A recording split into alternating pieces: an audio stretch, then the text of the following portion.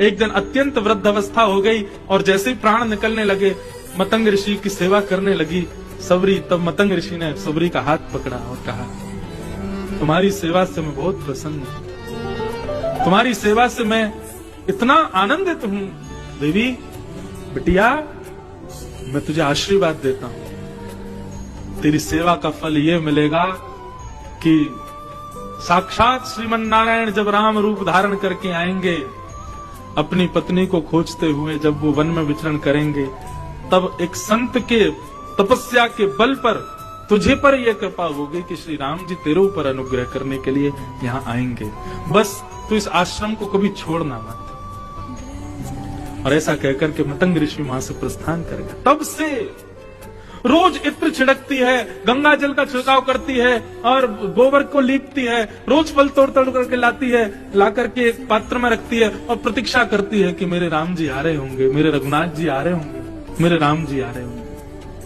और रात्रि में जैसे ही राघव नहीं आते तो समस्त फलों को भाव से ठाकुर जी को अर्पित कर देती। बोले आप कहीं व्यस्त होंगे, अभी आए नहीं होंगे, अभी क्या पता अभी कोई क्रम बना नहीं होगा, लेकिन मेरे गुरु के वचन पर मुझे अटल विश्वास है, आप जरूर पधारेंगे नाथ।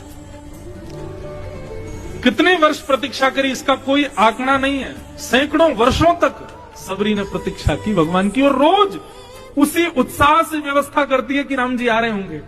झाड़ू लगा के आती है मार्ग में, कभी उस पर इत्र छिड़क करके आती है, कभी कोई नया मार्ग दिख जाता तो 2-3 नए मार्गों को एक साथ साफ करती, क्या पता कहां से आ जाए। पूरे भवन को दीपावली की तरह रोज सजाती है। हम तो साल में एक ही बार सजाते हैं राम जी आ रहे होंगे, लेकिन उसकी तो रोज की दीपावली थी सबरी की। रोज नाचती, रोज नई नई व्यवस्थाएं करती, आज राम जी आएंगे, आज राम जी आएंगे, आज राम जी आएंगे।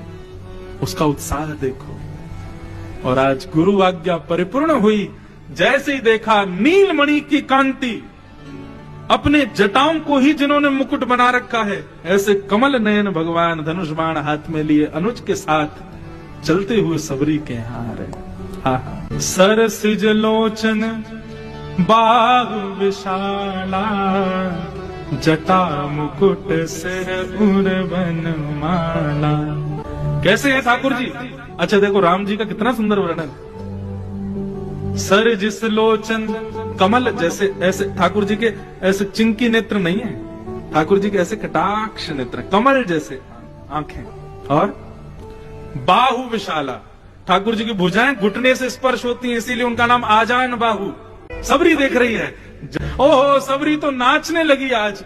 आज मानो ऐसा लग रहा हो कि सबरी के हृदय रूपी अनेक वर्षों के प्रतीक्षा के अंधकार में आज सूर्योदय हो गया हो।